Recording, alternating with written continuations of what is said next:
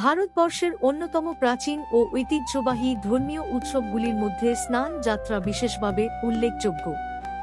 এই উৎসব মূলত জগন্নাথ, বলভদ্র এবং সুভদ্রাকে কেন্দ্র করে পালিত হয়। ওড়িশার শ্রী জগন্নাথ মন্দিরে এই উৎসব অত্যন্ত জাঁকজমক ও ভক্তিভরে উদযাপিত হয়। জ্যৈষ্ঠ মাসের পূর্ণিমা তিথিতে অনুষ্ঠিত এই স্নান যাত্রা রথযাত্রার সূচনা পর্ব হিসেবে ধরা হয়। স্নান যাত্রা শুধু একটি আচার নয়, এটি ভক্তি, আধ্যাত্মিকতা, ঐতিহ্য ও ঈশ্বর প্রেমের এক মহামিলন। লক্ষ লক্ষ ভক্ত এই দিনে জগন্নাথ দেবের দর্শনের জন্য পুরীতে সমবেত হন। এই উৎসবের সঙ্গে জড়িয়ে আছে বহু পৌরাণিক কাহিনী, আধ্যাত্মিক বিশ্বাস ও ধর্মীয় অনুভূতি। স্নান যাত্রার উৎপত্তি। পুরাণ অনুসারে জগন্নাথ দেব হলেন স্বয়ং শ্রীকৃষ্ণের রূপ। তাঁর ভক্তদের জন্য তিনি নানা লীলা করেন। স্নান যাত্রার প্রচলন বহু প্রাচীন কাল থেকেই চলে আসছে।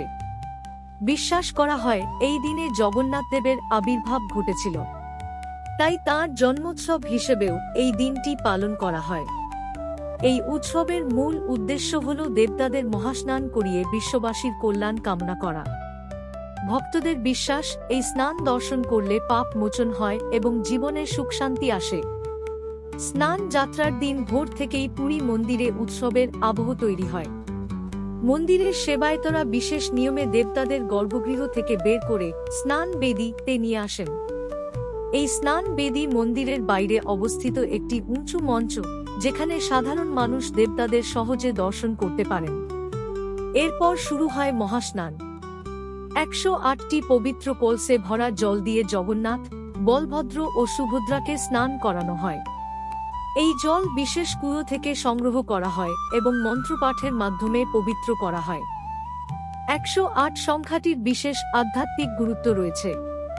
হিন্দু ধর্মে 108কে পবিত্র সংখ্যা হিসেবে ধরা হয়, তাই দেবতাদের 108 কলস জল দিয়ে স্নান করানো হয়। স্নান যাত্রায় ব্যবহৃত জল সাধারণ জল নয়। এই জলকে নানা বৈদিক মন্ত্র দ্বারা পবিত্র করা হয়। বিশ্বাস করা হয় এই জলে দেবীয় শক্তি বিরাজ করে। ভক্তদের মতে দেবতাদের স্নানের সময় সেই পবিত্র জলের ছিটে গায়ে লাগলে মানুষের মন ও আত্মা পবিত্র হয়ে যায়। অনেক ভক্ত সেই জল সংগ্রহ করে বাড়িতে নিয়ে যান এবং প্রসাদ হিসেবে গ্রহণ করেন। এই আচার আমাদের শেখায় যে বাহ্যিক পরিচ্ছন্নতার পাশাপাশি আত্মার পবিত্রতাও অত্যন্ত গুরুত্বপূর্ণ। স্নান যাত্রার অন্যতম আকর্ষণ হল হাতি বেশ। মহাস্নানের পরে জগন্নাথ, বলভদ্র ও সুভদ্রাকে হাতির আকৃতির অলঙ্কারে সাজানো হয়। এই বেশকে গণেশ বেশ ও বলা হয়। এর পেছনে একটি সুন্দর কাহিনী রয়েছে। একবার এক গণেশ ভক্ত জগন্নাথ দেবকে গণেশ রূপে দর্শন করার ইচ্ছা প্রকাশ করেন। ভক্তের মনের ইচ্ছা পূরণ করতে জগন্নাথ দেব হাতি বেশ ধারণ করেন। তখন থেকেই এই প্রথা চালু হয়। এই বেশ ভক্তদের কাছে অত্যন্ত প্রিয়। দেবতাদের এই রূপ দেখে ভক্তরা আনন্দে আপ্লুত হয়ে পড়েন। স্নান যাত্রার পরে একটি গুরুত্বপূর্ণ পর্ব শুরু হয়, যাকে অনশর বলা হয়। অতিরিক্ত স্নানের ফলে জগন্নাথ দেব অসুস্থ হয়ে পড়েছেন, এমনটাই বিশ্বাস করা হয়। তাই প্রায় 15 দিন তিনি জনসাধারণের দর্শনের বাইরে থাকেন। এই সময় দেবতাদের বিশেষ চিকিৎসা করা হয়। আয়ুর্বেদিক ওষুধ এবং নানা ভেষজ উপাদান দিয়ে তাঁদের সেবা করা হয়। ভক্তরা এই সময় দেবতাদের দর্শন করতে পারেন না। এই অনশর লীলার মাধ্যমে বোঝানো হয় যে ঈশ্বরও মানুষের মতো লীলা করেন এবং ভক্তদের অনুভূতির সঙ্গে নিজেকে যুক্ত রাখেন। অনশর পর্ব শেষ হলে জগন্নাথ দেব নতুন রূপে ভক্তদের সামনে আবির্ভূত হন। এই দর্শনকে বলা হয় নবযৌবন দর্শন। এই সময় দেবতাদের নতুন সাজে সজ্জিত করা হয়।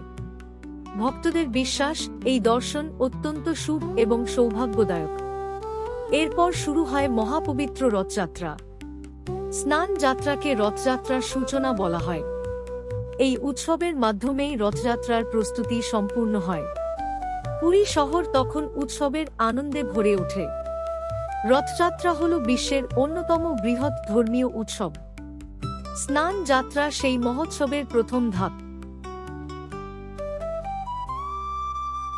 ভক্তরা বিশ্বাস করেন স্নান যাত্রা থেকে রথযাত্রা পর্যন্ত প্রতিটি পর্বে জগন্নাথ দেব ভক্তদের সঙ্গে এক গভীর সম্পর্ক স্থাপন করেন।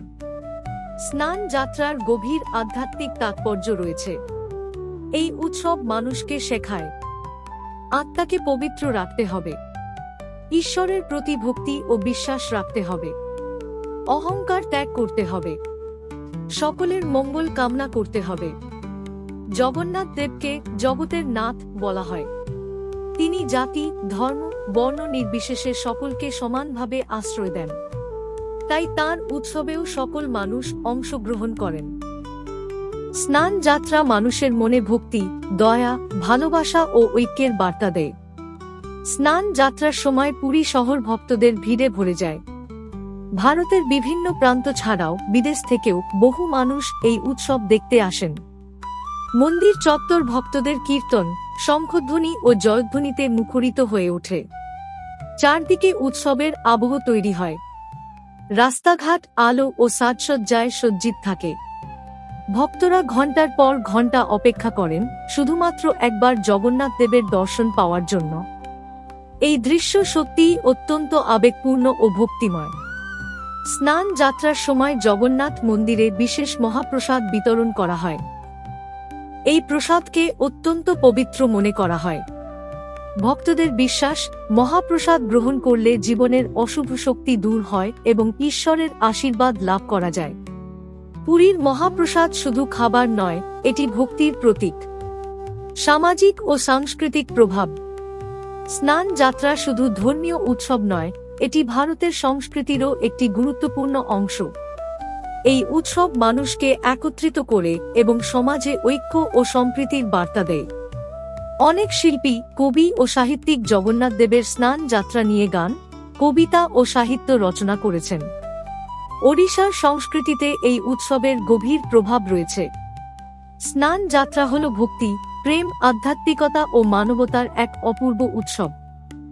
এই উৎসব আমাদের শেখায় যে ঈশ্বর সকলের এবং তাঁর কাছে সবাই সমান। জগন্নাথ দেবের মহাস্নান, হাতি বেশ, অনসর লীলা ও নবযৌবন দর্শন, প্রতিটি পর্ব ভক্তদের হৃদয়ে গভীর আনন্দ ও ভক্তির অনুভূতি জাগিয়ে তোলে। আজও লক্ষ লক্ষ মানুষ এই উৎসবের মাধ্যমে ঈশ্বরের প্রতি নিজেদের ভালোবাসা প্রকাশ করেন।